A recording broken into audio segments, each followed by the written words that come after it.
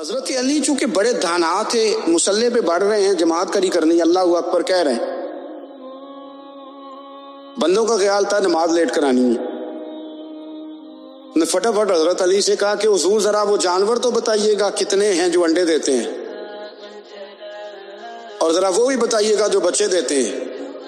یہ ذرا آپ کتنے کو بندہ جانور گنے، آہستہ آہستہ بندہ شمار کرے، ہو بکری جو ہے وہ بچہ دیتی ہے، مرغی انڈا دیتی ہے، اور گائیں جو ہے وہ بچہ دیتی ہے، اور بطخ جو ہے وہ انڈا دیتی ہے، بندہ تو یہ گننے لگ جائے۔ تو حضرت علی شیر خدا یہاں ہاتھ ہیں،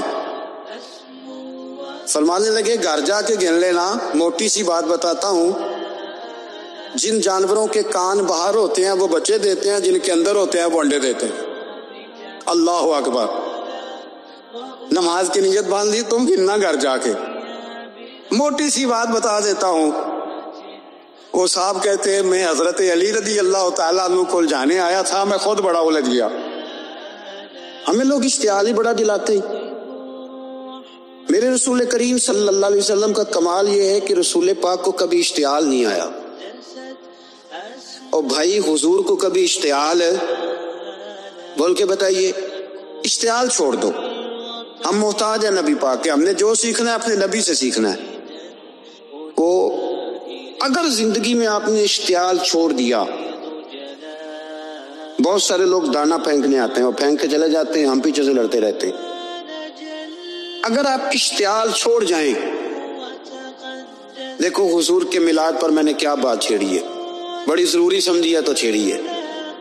نبی پاک کو نا اپنے دادا سے بڑا پیار ہے، بڑا دادا سے، والد سے تو ہوتا ہی ہے، ماں سے تو ہوتا ہی، حضور کو اپنے دادا سے۔ بخاری شریف میں حدیث ہے، جناب ابو سفیان رضی اللہ تعالیٰ عنہ حدیث کے راوی ہیں، فرماتے ہیں کہ جنگ میں حضور کے ساتھ تھا فتح مکہ کے بعد،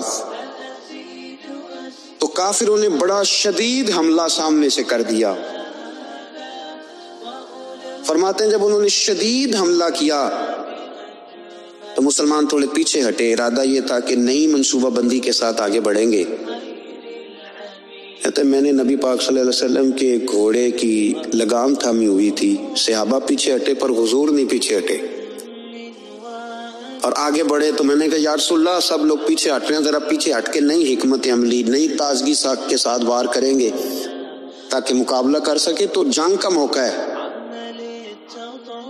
جنگ کا وقت ہے، اور حضور وہاں نعرہ کیا لگاتے ہیں، فرمایا پیچھے نہیں ہٹنا، کیوں؟ انا النبی لا کاذب، انا ابن عبد المطلب لا کاذب، فرمایا پیچھے نہیں ہٹنا ہے، ایک تو اس لیے نہیں ہٹنا کہ میں نبی ہوں اور یہ بھی سچ ہے، اور اس لیے بھی پیچھے نہیں ہٹنا کہ میں کوئی معمولی آدمی نہیں، میں عبد المطلب کا پوتا ہوں۔ اب پیچھے ہٹنا، کتنی دلچسپی اپنے دادا کے ساتھ، اتنا پیار ہے۔ ضروری نہیں دادا پی ایچ ڈی ہو تو پھر ہی پیار کیا جائے، یہ بھی ضروری نہیں کہ دادا کروڑ پتی ہو تو پھر بھی پیار کیا جائے، یا دادا پیر ہو، صوفی ہو، عالم ہو تو پھر ہی پیار کیا جائے۔ ماں باپ تو ماں باپ ہی ہوتے ہیں، ماں باپ تو ماں باپ ہوتے ہیں۔ مجھ سے کوئی کہے میں اپنی اماں پہ 6 جلدوں میں کتاب لکھ سکتا ہوں، میں ذمہ داری سے کہہ رہا ہوں، وضو کے ساتھ بیٹھو، اگر کبھی اللہ مجھے موقع دے تو میں کئی جلدوں میں اپنے والد پر کتاب لکھ سکتا ہوں۔ یہ ضروری تو نہیں کہ ماں باپ پڑھے لکھے ہو تو پھر ہی ان پہ لکھا جا سکتا ہے۔ ماں اگر کپلے بھی تھاپتی ہو نا، اسے الف با تا سا نہ بھی دیکھ کے پڑھنا آتا ہو تو بیٹے سے پیار کتنا کرنا ہے یہ اسے آتا ہوتا ہے، یہ اللہ اسے دیکھ کے بھیجتا ہے، اس کے لیے کسی پی ایچ ڈی کی ضرورت، یہ اسے پتا ہوتا ہے، یہ اللہ تعالیٰ اس کے سینے میں پہلے اتارتا ہے۔ نبی پاک صلی اللہ علیہ وسلم کو بڑا پیار، انا ابن عبد المطلب، اور میں کوئی معمولی آدمی نہیں، میں عبد المطلب کا پوتا ہوں۔ یہ جنگوں میں حضور اعلان کرتے۔ اب دوسری کتاب دیکھی الوفا شریف میں اور شفا شریف میں حدیث ہے، حضرت عمر فاروق راوی فرماتے میں کھڑا تھا، یہودیوں کا ایک بہت بڑا عالم ہے، زید بن دسنا اس کا نام ہے، حضرت بلال حبشی رضی اللہ تعالیٰ عنہ فرماتے ہیں کہ جب کہیں ضرورت پڑتی تھی تو ہم لوگوں سے قرضہ لیتے تھے. وہ ایک دن مجھے کہنے لگا مجھ سے قرضہ لے لیا کرو، میرے پاس پیسے پڑے ہوتے ہیں. میں نے اس سے قرضہ لے لیا نبی پاک صلی اللہ علیہ وسلم کے مہمانوں کے لیے، کیونکہ میری ذمہ داری تھی مہمانوں کی دیکھ بھال. آپ فرماتے ہیں کہ ابھی اس کے حضرت عمر فرماتے ہیں کہ وعدے میں 3 دن باقی تھے، میں حضور کے ساتھ تھا. وہ عالم تھا یہودیوں کا، تورات جانتا تھا. تو چوک میں اس نے کھڑا کر لیا اور کھڑا کر کے کہنے لگا نبی کریم صلی اللہ علیہ وسلم سے کہ میرے پیسے دے. تو حضور صلی اللہ علیہ وسلم نے فرمایا کہ ابھی تو 3 دن باقی ہیں وعدے میں، انشاءاللہ وعدے پہ دے دیں گے. میں نے جو مضمون چھیڑا ہے وہ میں نے مکمل کرنا ہے، آپ میری بات پہ توجہ کرنا. میں کہہ چکا ہوں کہ حضور کو دادا سے بڑا ہی پیار ہے. اب وہ یہودیوں کا عالم کیا کہتا ہے نبی پاک کو، تانا کس طرح دیتا ہے، معاذ اللہ ثم معاذ اللہ، نقل کفر نہ باشا. جب حضور نے کہا نا ابھی 3 دن باقی ہیں تو کہنے لگا جی معاذ اللہ ثم معاذ اللہ، پھر معاذ اللہ، کروڑ دفعہ معاذ اللہ. کہنے لگا جی عبد المطلب کی اولاد کا طریقہ یہ ہے، پیسے لے لیتے ہیں پھر واپس نہیں کرتے. ہے نا اشتعال والی بات. یعنی ویسے ہی آپ کسی کو کہیں کہ تیرے دادے کی اولاد شاری کا طریقہ ہی وہ گرم ہو جائے گا. اور اگر یہ کہہ دیا جائے اس ذات کے بارے میں جس سے آپ پیار بھی عشق کی حد تک کرتے ہو، تو اب تھپڑ تو بنتے ہیں نا 4، اب ڈنڈا تو بنتا ہے نا. لیکن میرے نبی پاک اشتعال میں نہیں آتے تھے، مزاج نہیں تھا رسول کریم کا. نبی کریم صلی اللہ تعالی علیہ وسلم نے اتنی بڑی بات کر دی کہ حضرت عمر کہتا میں نے یوں کر کے تلوار پہ ہاتھ رکھا، نکال لی نیام سے باہر، گردن اڑاؤں گا اس گستاخ. رسول کریم نے فرمایا عمر یہ تو کیا کر رہا ہے، تیرے تو ذمہ یہ تھا کہ تو اسے نرمی کا کہتا اور مجھے پیسے دینے کا کہتا. اب اس طرح کر، اسے فلاں جگہ لے جا، وہاں کھجوریں پڑی ہیں تول کے دے دے، چل 2 کلو زیادہ بھی دے دینا. حضرت عمر فاروق رضی اللہ تعالیٰ عنہ کہتے ہیں میں نے کہا حضور زیادہ کس بات کی، میں تو پوری بھی ذرا ناپ تول کے دوں گا. اور احتیاط سے کس بات کی زیادہ، اس نالائق کو زیادہ دوں؟ حضور فرمانے لگے زیادہ اس لیے دینی ہے کہ تو نے اسے ڈانٹا ہے، تو نے تلوار دکھائی ہے، اب 2-3 کلو زیادہ دینی. حضرت عمر کہتے ہیں میں لے گیا اور میں نے 2-3 کلو کھجوریں زیادہ دی، اور وہ میرے اندر جو اس کے بارے میں کوفت تھی وہ جاتی نہیں تھی. میرا دل کرتا تھا کاٹ ڈالوں اسے. اور جب میں نے دے لی نا تو میرے قریب آیا، میرے گھٹنے پہ ہاتھ رکھا. آنسو بڑے قیمتی ہوتے، ایک کبھی نکلتے. کہتے ہیں جب میرے گھٹنے پہ اس نے ہاتھ رکھا تو وہ یہودیوں کا عالم رو پڑا. کہنے لگا عمر تیرا کیا خیال ہے کہ میں بلا وجہ یہ میں نے بات کر دی؟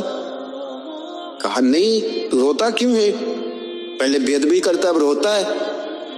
تو کہنے لگا عمر میں کوئی معمولی آدمی نہیں، میں پڑھا لکھا بندہ ہوں، معمولی ہوتا تو جلدی مان جاتا. میں تورات کا، انجیل کا، زبور کا عالم ہوں. میں نے آخری نبی کی ساری صفتیں اپنی کتابوں میں پڑھی ہیں. میں نے ساری باتیں چھپ چھپ کے نبی پاک میں دیکھ لی تھی. ایک بات میں نے حضور کی آزمانی تھی ابھی، وہ یہ تھا کہ نبی پاک کے سامنے جتنی بھی جہالت کرو گے نا، اللہ کے رسول کا حلم اس پر غالب آ جائے گا، حضور کا صبر اس پر غالب آئے گا. میں نے نا آج وہ آزمانا تھا، اور میں نے نا سازش کر کے بلال کو پیسے دیے تھے، اور میں نے سازش کر کے 3 دن پہلے مانگے تھے. پر عمر تجھے مبارک ہو، میں نے تو آزما کے مانا ہے، تو بغیر آزمائے محمد عربی کا غلام بن گیا ہے.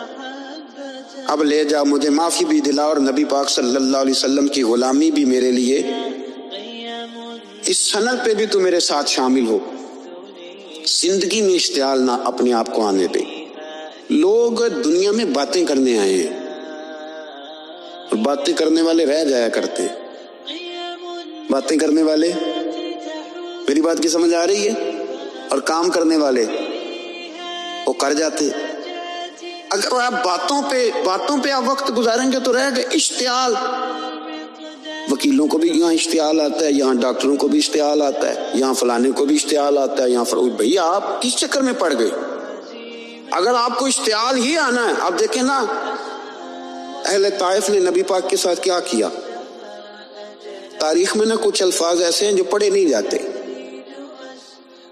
جب انہوں نے کہا کہ معاذ اللہ آپ نبی ہیں جو دروازہ دروازہ گھوم رہے ہیں، آپ نبی ہیں جن کے ساتھ لشکر ہی کوئی نہیں، پیسے ہی کوئی نہیں، آپ ہیں. اتنے سخت جملے تو پتھر بھی مارے.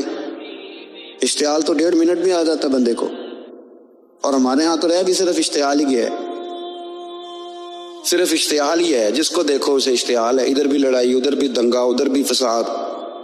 بھئی آپ چھوڑیں. رسول کریم علیہ الصلوۃ والسلام کو حضرت زید بن حارثہ نے کہا حضور دعا کریں یہ تباہ ہو جائے. نبی پاک نے فرمایا، لفظ حدیث کے فرمایا لم ابعث لعانا، فرمایا میں کو تانے دینے والا بن کے آیا ہوں، میں کو وہ ہوں جو تانا زنی کروں گا، بد دعا دوں گا انہیں. فرمایا انما بعثت ہادیا و رحمہ، فرمایا میں تو رحمت بن کے آیا ہوں اور لوگوں کو ہدایت کا راستہ دکھانے کے لیے آیا ہوں. زندگی میں کبھی بھی اشتعال. ایک بات اور کرنی ہے آپ سے، اس پر بھی آپ نے خاص توجہ کرنی ہے، جو ہمارے لیے سرکار کی محتاجی میں سے خیرات ہم نے لینی ہے. وہ یہ ہے نبی پاک صلی اللہ علیہ وسلم کو نا قرآن مجید نے حریص کہا. اللہ اکبر. یہاں شاید آپ مجھے کہہ دیں تو میں ناراض ہو جاؤں، لیکن قرآن نے کہا حریص علیکم بالمؤمنین رؤوف الرحیم. اللہ کرے کہ ہم قرآن کے الفاظ پر غور کریں. حریص علیکم، اے میرے محبوب کے غلاموں، نبی پاک صلی اللہ علیہ وسلم نا تم پر حریص ہیں، یعنی تمہاری بھلائی چاہنے میں جلدی کرتے. تمہاری بھلائی چاہنے میں، یہ ایسے الفاظ ہیں کہ اس سے بڑھ کر میں ان کا معنی نہیں کر سکتا. اگرچہ علماء تفسیر نے حریص علیکم کی کئی معنی بیان فرمایا محبوب کو جلدی ہے. بیٹا بھی اماں سے کہتا ہے اماں آہستہ آہستہ میری ترقی ہوگی نا. اب مرید بھی پیر صاحب سے کہتا ہے حضرت صاحب ہوں میں شروع کرتے لئیے سویرے اٹھتے پہنا تے اے میں ہولی ہولی کر کے داڑھی. مجھے تو خیر بہت سارے کہتے ہیں، اس لیے ایک میرے سنگی ہیں اللہ تعالیٰ انہیں جزائے خیر دے، وہ جنوبی پنجاب سے ہیں تو سرائکی ہیں. اب ہمیں اللہ نے یہ اعزاز دیا ہوتا ہے کہ ہمارے پاس ہر زبان کا بندہ ہوتا ہے، اس لیے کئی دفعہ اپنی زبان بھی گڈ مڈ ہو جاتی ہے، کیونکہ سب سے بات کرنی ہوتی ہے نا جی. تو مجھے کہنے لگے ایک دن فون کر کے پیر صاحب مبارک ہوئے. میں نے کہا جی خیر مبارک، کیا ہوا؟ کہ میں ان چھوٹی چھوٹی داڑھی رکھ لی اللہ دے فضل نہ.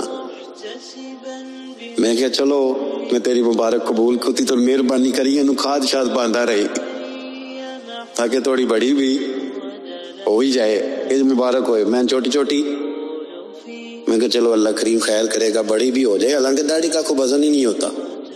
کیوں ہوتا ہے؟ نہ چھوٹی کا نہ بڑی کا. اللہ سمجھنے کی توفیق عطا فرمائے. بار کہ جو بات عرض کرنی ہے اس کی طرف آتا ہوں آپ حضرات سے. حریص علیکم،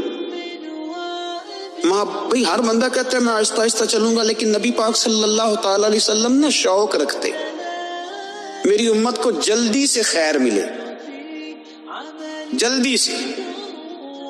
آپ دیکھیں نا ہم نے نا اصل میں سنی تقریریں، سنانے والوں نے سنا دیں، بس وہ ٹھیک ہے ایک نظام ہے، لیکن کبھی کبھی نا ہم الجھ جاتے ہیں، اڑ جاتے ہیں کہ یار ایسے بھی ہوتا ہے. نبی پاک جلدی کرتے ہیں اپنی امت کو خیر دینے میں، جلدی. حضرت ابو ہریرہ نے حافظہ مانگا تو فٹافٹ دیا حضور.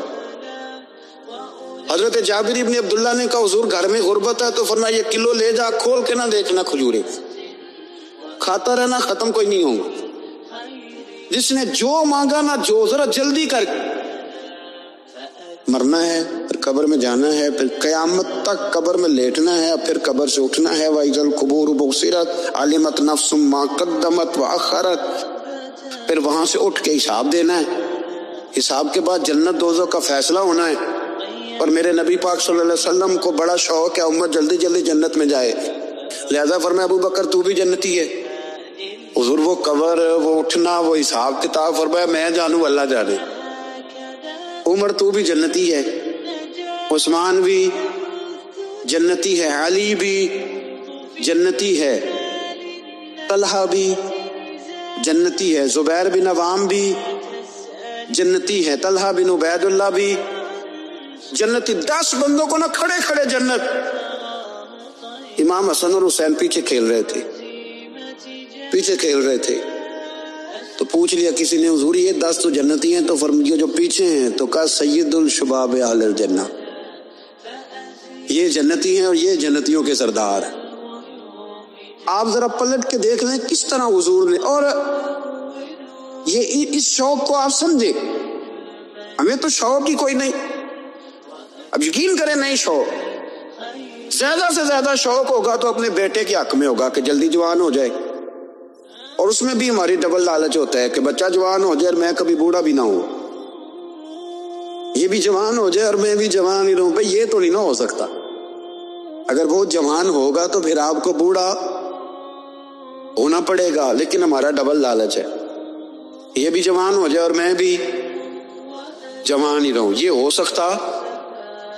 نبی پاک صلی اللہ علیہ وسلم نے فرمایا، آپ ذرا غور کریں، فرمایا وہ بیر رومہ ہے جو خرید کے دے دے گا میں اسے جنت کی بشارت دیتا ہوں۔ فرمایا جو مسجد بنائے گا میں گارنٹی دیتا ہوں اپنے لیے جنت میں مکان بنا لے گا۔ میرے رسول کریم علیہ الصلوۃ والسلام جنت کو آسان کرتے چلے گئے، فرمایا 2 چیزوں کی ضمانت دے دے، زبان اور شرمگاہ کا غلط استعمال نہ کرنا، میں تجھے گارنٹی دیتا ہوں کہ رب تجھے بغیر حساب کتاب جنت عطا کر دے۔ جلدی کے ساتھ حضور نے یہ شوق پیدا کی۔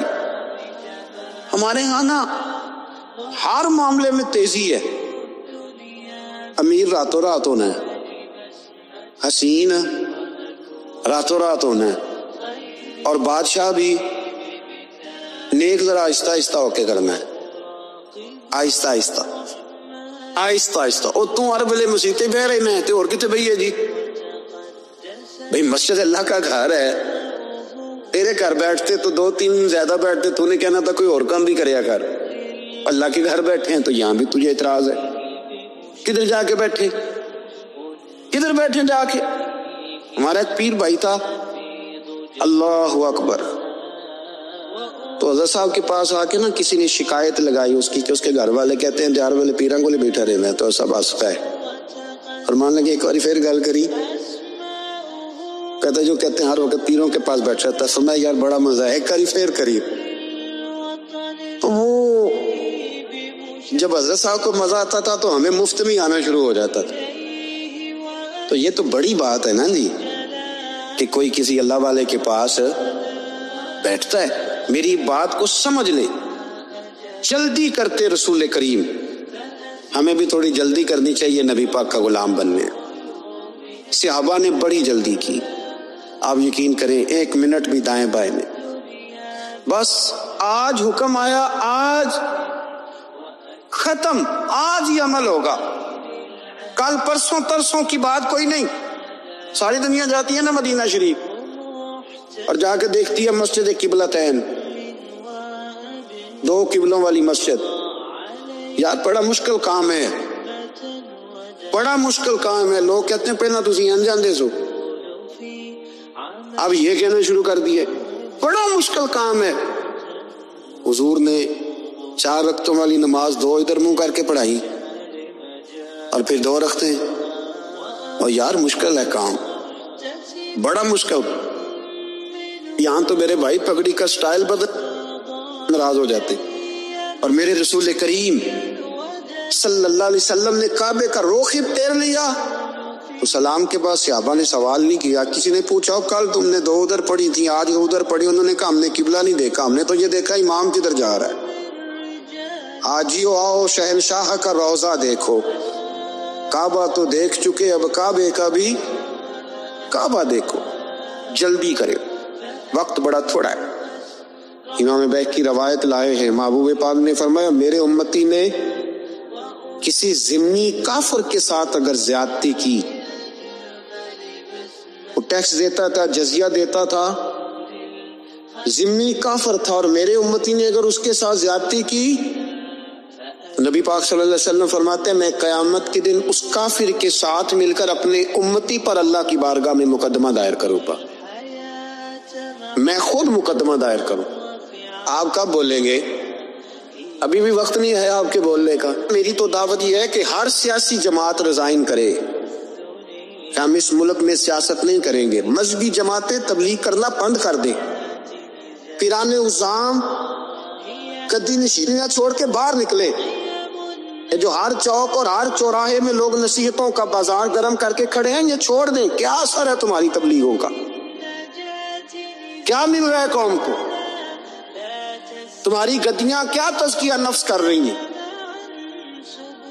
اور ہر اس آدمی پہ مقدمہ ہونا چاہیے جس کے موبائل میں گندی فوٹو ہے، ہر وہ آدمی مجرم ہے جو کند دیکھتا ہے، کند آگے تقسیم کرتا ہے۔ ایسے ہی ایک دو آدمی کا نام لگا کے چپ کر گئے ہو، صبح قیامت کے دن میں مجھے بھی پوچھا جائے گا اور آپ کو بھی پوچھا جائے گا۔ ہر ایک آدمی دوسرے پہ بوجھ ڈال کے خاموش ہو جاتا ہے۔ حکومت نے غلط کیا، حکومت بنوائی کس نے تھی؟ کس نے ووٹ دیا تھا؟ برابر کے شریک ہیں ان کے جرموں میں جو ان کو ٹھپے لگاتے ہیں، چپ کر دیتے ہو تنقید کر کے۔ حضرت سیدنا امام مالک رحمۃ اللہ علیہ فرمایا کرتے ظالموں کا مددگار بھی ظالم ہوتا ہے، تو ان کو ٹھپے لگانے والا ظالم نہیں ہوتا؟ وہ نہیں مددگار ظالموں کا؟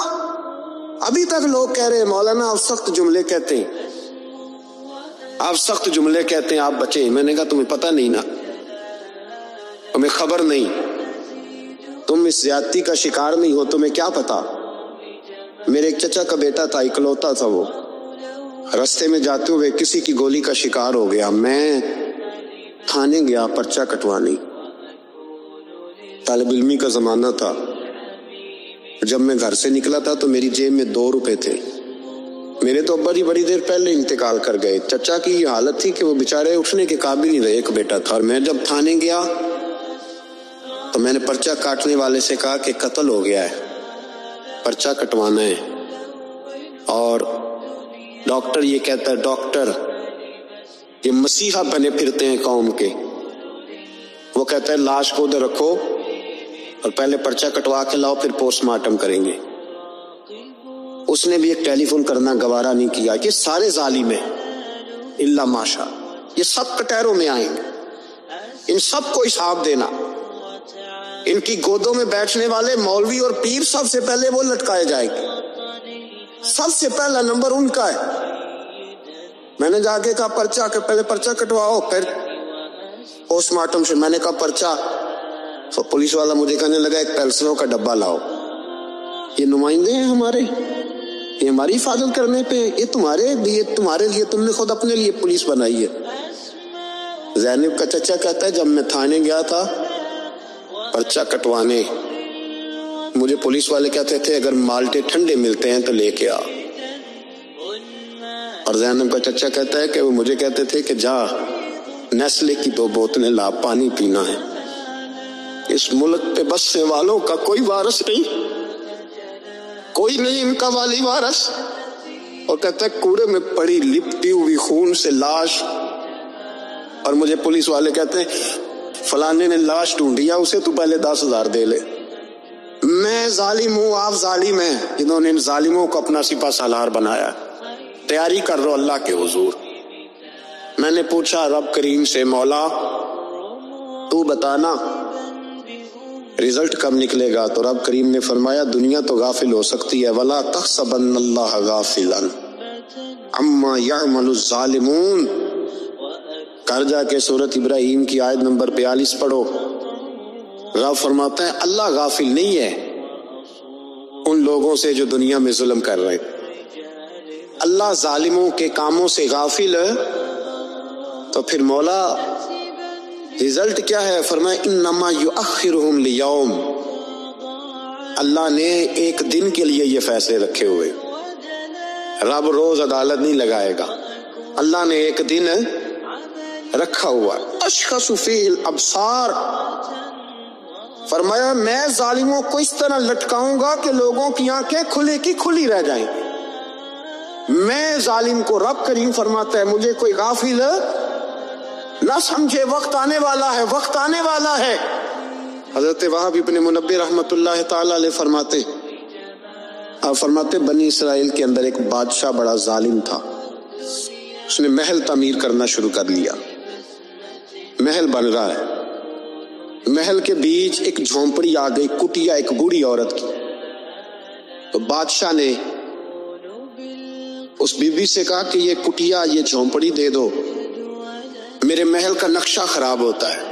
بوڑھی کہنے لگی میں بیوہ بھی ہوں، بے اولاد بھی ہوں، جب میں بیاہ کے یہاں آئی تھی تو میرے ابا نے کہا تھا بیٹی تیرا جنازہ نکلنا چاہیے، تو چلو میں پکا ہوا پھل ہوں، تھوڑا وقت رہ گیا ہے، مر جاؤں گی تو تمہارا ہی ہے، میرا کون سا قبالی وارث ہے، چلو زندگی کی جو سانسیں رہ گئی ہیں مجھے یہاں گزار لینے دو۔ توجہ ہے نا میرے عزیزوں کی، مجھے یہاں گزار لینے دو۔ بوڑھی منت کرنے لگی، بادشاہ نے کہا نہیں نہیں تو پیسے لے اور ہمیں خالی کر کے دے جھونپڑی۔ بادشاہ نے اصرار کیا تو بوڑھی کہنے لگی نہیں میں نہیں دوں گی، وہ اپنے گھر کے اندر بیٹھ گئی۔ یوں سمجھ لیجئے کہ بلڈوزر تیار کر کے چھپا دیا گیا، 2 4 5 سپاہی کھڑے کر دیے کہ بوڑھی نے کو ساری زندگی گھر میں تو نہیں نہ بیٹھنا، نکلنا تو ہے نا باہر، جب نکلے نا تو فوراً اس کا مکان گرا دو، 2 4 5 10 مستری اکٹھے لگاؤ، دیوار بنا دو، اس طرح قبضے ہوتے۔ بوڑھی کچھ دیر تو چمٹی رہی گھر کے ساتھ، پھر اس کو نکلنا بھی تھا، جب اس نے سمجھا کہ امن ہو گیا ہے پھر وہ بوڑھی باہر نکلی، اور جب وہ گئی نا، جب وہ گئی باہر چند گھنٹوں کے بعد واپس آئی تو جھونپڑی گری ہوئی تھی، گھر کی چھت کے تنکے ہواؤں کے ساتھ بکھرے ہوئے تھے، نیا مکان بن گیا۔ وہاب ابن منبہ علیہ رحمہ فرماتے اس بی بی نے جو دعا مانگی تو عرش فرش ہلنے لگے، زمین کانپنے لگی۔ اس بی بی نے لفظ پتہ کیا ادا کیے، کہنے لگی اے اللہ میں تو موجود نہیں تھی، تو بتا تو کہاں تھا؟ اللہ میں تو نہیں تھی، زینب کی اماں بھی پوچھتی ہے اللہ میں تو نہیں تھی، تو موجود تھا نا؟ تو عرش کا مالک کہتا میں ہلا دوں گا۔ ذرا ان علماء کو، مشائخ کو، ان ارباب اقتدار کو دیکھ لینے دو، میری بھیل ہے، میں انہیں ہلا دوں گا۔ کہتی اللہ میں تو نہیں تھی، تو کہاں تھا؟ تو بتا۔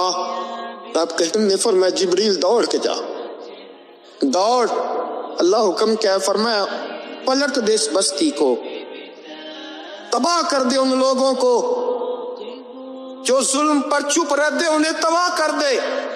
دنیا میں قتیل اس سے منافق نہیں کوئی، دنیا میں قتیل اس سے منافق نہیں کوئی، جو ظلم تو سہتا ہے بغاوت نہیں کرتا، اس کا منافق نہیں کوئی۔ منافق بن کے جینا بند کر دو، اب مومن بن کے جینا سیکھو، ان ظالموں کے خلاف بولو۔ میرے عزیز کہتے تباہ کر دو بستی کو، بستی الٹتی، گھر تباہ ہو گئے۔ یاد رکھو عرش کا مالک ہے تو میں دیکھ رہا ہوں، ورنہ کوئی موجود نہ تھا، میں تو تھا نا، میں تو سارا کچھ دیکھ رہا ہوں۔ میں اس ولا تحسبن اللہ غافلا اما یعمل الظالمون، لوگ اللہ کو غافل نہ سمجھے۔ اور پھر میڈیا چیختا ہے، میڈیا چیختا ہے، کہتا ہے جی بڑا ظلم ہوا۔ اس کام میں سب سے زیادہ کردار اس برائی کو پھیلانے میں میڈیا کا ہے۔ میڈیا تو بچوں کو گناہ کے طریقے بتلاتا ہے، اور حکومتیں ممتاز قادری کا جنازہ نہ دکھانا ہو تو میڈیا سارا بند ہو جاتا ہے، فیض آباد دھرنے کا ظلم نہ دکھانا ہو تو میڈیا سارا بند ہو جاتا ہے۔ تو گند اگر دکھانا بند روکنا چاہیں تو گند روک سکتا ہے کہ نہیں روک سکتا؟ یہ پابندی، یہ ٹیکنیکلی زمانہ ہے۔ اگر یہ بند کرنا چاہے ٹھیک ہے، اگر یہ بند کرنا چاہے تو ہر چیز اپنی جگہ پہ بند ہو سکتی ہے کہ نہیں؟ بولیں۔ لیکن ہم تو روئیں گے نا، فیس بک پہ تصویر لگائیں گے زینب کے ساتھ ظلم ہوا، تو تیری تو امام والی دکان پہ گندی فوٹو لگی ہوئی ہے، تیرے تو موبائل میں سارا گند ہے۔ اس گند کی ترویج و اشاعت میں تو میں اور آپ شامل ہوتے جا رہے، گند تو پرموٹ ہو رہا ہے، اسی سے تو لوگوں کے جذبات ابھرتے ہیں۔ ابا جی کہتے ہیں مجھے اعتبار ہے، مجھے اعتبار ہے بیٹی پہ۔ یہ کیا تماشا ہوا اعتبار کا؟ یہ کیا بات ہوئی؟ اعتبار کس کو کہتے ہیں؟ حضرت جنید بغدادی رحمۃ اللہ تعالی علیہ، آپ سے کسی نے پوچھا، میں تھوڑے دن پہلے، مجھے گجرات یونیورسٹی کے کچھ طالب علموں نے دعوت دی، کچھ اساتذہ نے کہا کہ یہاں سیرت سیمینار ہے، آپ آئیں۔ سیالکوٹ میں جو کیمپس ہے، میں وہاں جب پہنچا تو میں نے کہا یار یہ صرف لڑکے ہونے چاہیے۔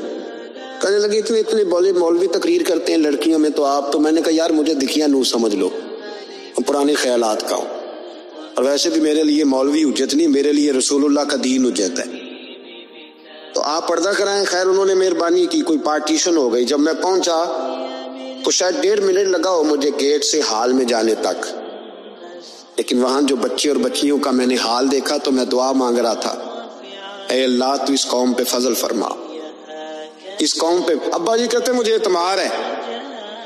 نابینا سے ابھی عبداللہ ابن مکتوم رضی اللہ تعالی، وہ آئے ہیں تو نبی پاک صلی اللہ علیہ وسلم نے فرمایا عائشہ پردہ کر لو، تیرے گھر میں بسنے والی بی بی سید عائشہ سے بھی پاک ہے، تیری بیٹی حضرت عائشہ صدیقہ سے بھی زیادہ حرمت والی ہے۔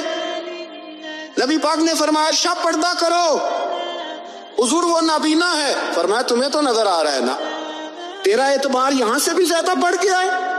حضرت جنید بغدادی سے کہا حضور ہمیں قرآن شریف پڑھا دیں، آپ نے فرمایا درمیان میں عورتیں پردہ ڈالے پھر پڑھاؤں گا۔ کہا حضور قرآن پاک ہی پڑھانا ہے؟